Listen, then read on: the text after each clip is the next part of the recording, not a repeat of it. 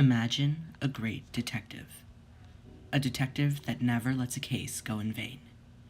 Dressed up in a cloak and a cap, smoking a pipe while solving his cases in the most perplexing way possible. Stumping almost everyone when he solves a mystery and explain what happens in brutal detail. Imagine that great detective gone. Well, that almost happened. The compromise of Sir Arthur Conan Doyle's conflict due to lack of interest in fiction and adventure was vital towards William Gillette's success as an actor and playwright of Sherlock Holmes. Arthur Ignatius Conan Doyle, better known as Sir Arthur Conan Doyle, was a famous author, doctor, and journalist.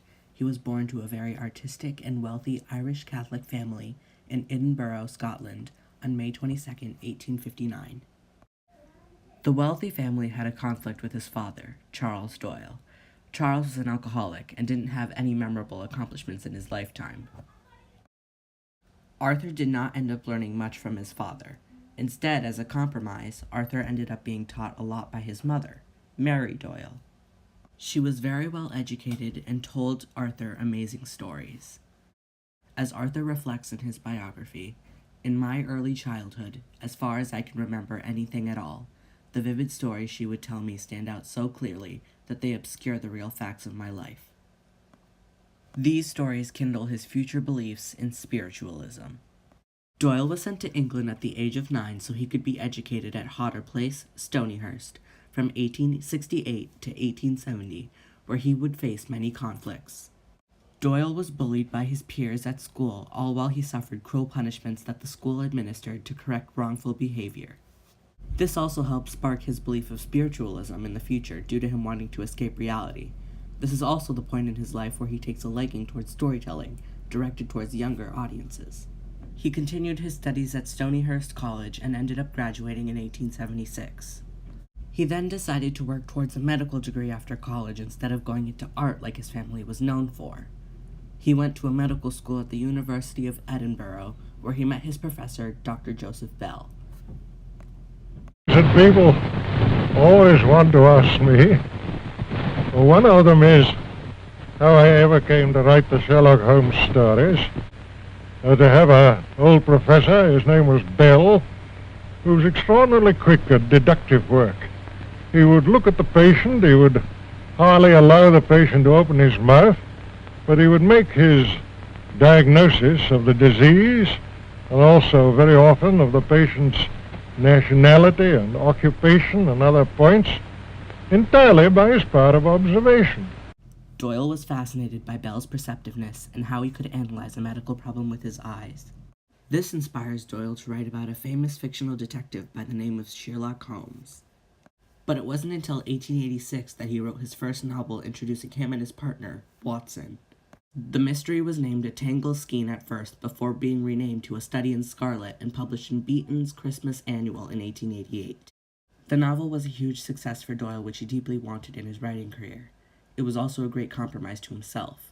Writing all these stories helped Doyle harness his creativity he gained from his mother. In each story, Doyle captures Dr. Bell's perception in the character of Sherlock Holmes. An example of this can be found in Doyle's A Scandal in Bohemia. Watson went to meet Sherlock after changing his clothes due to his previous attire being dirty, but Sherlock still knew what had happened. Doyle wrote, "My eyes tell me that on the inside of your left shoe, just where the firelight strikes it, the leather is scored by 6 parallel cuts. Obviously, they have been caused by someone who has very carelessly scraped round the edges of the sole in order to remove crusted mud from it." The mesmerizing ways of this detective is what made Doyle's stories a success. Unfortunately, Doyle had to face a bold conflict. As we all know, Doyle's mother was full of creativity and told him many stories. As he grew up, he started to find himself attracted to spiritualism because of this. Well, there are two things that people always want to ask me. Well, one of them is how I ever came to write the Sherlock Holmes stories, and the other is about how I came to have psychic experiences and to take so much interest in that question. There are many great mediums, many great psychical researchers, investigators of all sorts. All that I can do is to be a gramophone on the subject, to go about, to meet people face to face, to try and make them understand that this thing is not the foolish thing which is so often represented, but that it really is a great philosophy, and, as I think, the basis of all religious improvement in the future of the human race. Spiritualism is considered a faith towards people who claim to be or believe in psychic or magical abilities and beings that originated because of the Fox sisters in New York around the 1850s. Doyle decided to fully convert to spiritualism in 1915 after leaving his previous Roman Catholic faith in 1880. And with that, he wanted his writing to reflect his new spiritualistic beliefs. He didn't want to write about Holmes anymore because he claims the stories were becoming an annoyance to write. If it weren't for William Gillette's compromise, Sherlock Holmes would have been lost in time. William Gillette was born on July 24, 1853, in Hartford, Connecticut. He didn't grow up far from where Harriet Beecher Stowe and Mark Twain lived.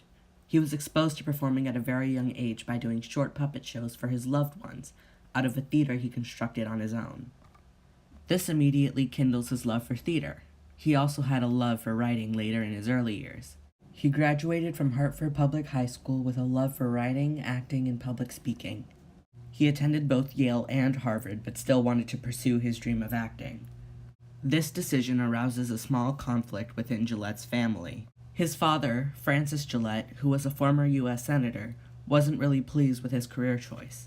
His mother, Elizabeth Daggett Hooker Gillette, agreed because she was related to the founder of the Connecticut colony, Thomas Hooker. They came to a compromise and ended up supporting William anyways. He started out as an actor, but then evolved to be a director and playwright alongside that. Critics were not too fond of him, but his work was successful enough to take him across the Atlantic Ocean to London in 1897, where he did a play called Secret Service, which was another success for Gillette. Around this time is when Doyle and Gillette had met. William Gillette was a big fan of Sherlock Holmes, and was sad that the series had ended with Holmes's death in The Final Problem. Gillette decided to come up with a compromise to keep the story of Sherlock Holmes alive. He had offered to utilize his writing expertise to write a play and take Sherlock Holmes to the stage. Doyle's exact response was, "You may marry him, or murder, or do what you would like with him." Even though Doyle gave Gillette permission, he still took the time to think over Doyle's situation, considering his harsh response. He didn't care that Doyle wanted to get rid of Sherlock from his life. He still met with Doyle personally and read him his play. He told him the additions he put into the play and how it differs from how Doyle had previously wrote it. Gillette wasn't just a big fan of Holmes, but he was also respectful towards the author that created him. Doyle and Gillette ended up having a great friendship in the end. William Gillette didn't just write the play, he also starred in and directed it. He traveled back to England in 1899 to present his play cleverly named Sherlock Holmes. Gillette was able to come up with the costume that we all associate with the famous detective.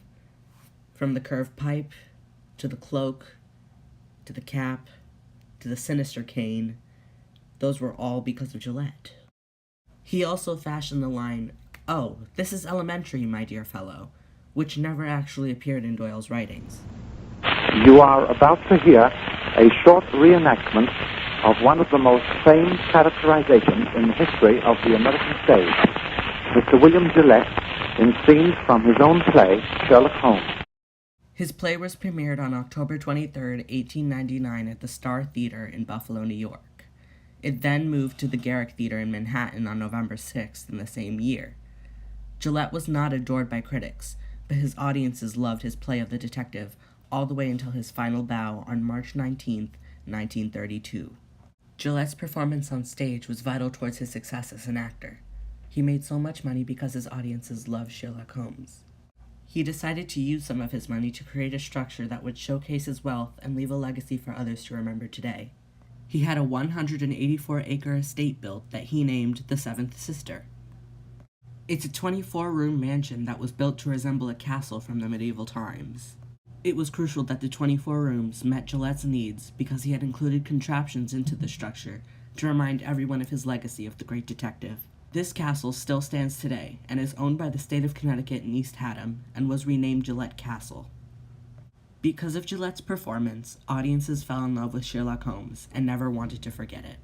After Gillette died, more and more actors decided to carry on the legacy of the detective we all love to see. It transitioned to television, where more actors decided to do films and TV shows, all the way from Ronald Howard to Robert Downey Jr. and Benedict Cumberbatch. It even made its way into animation, so people of all ages would enjoy the famous fictional detective. This proves that the Gillette-Doyle compromise led to a show-stopping legacy we all know, love, and will never forget.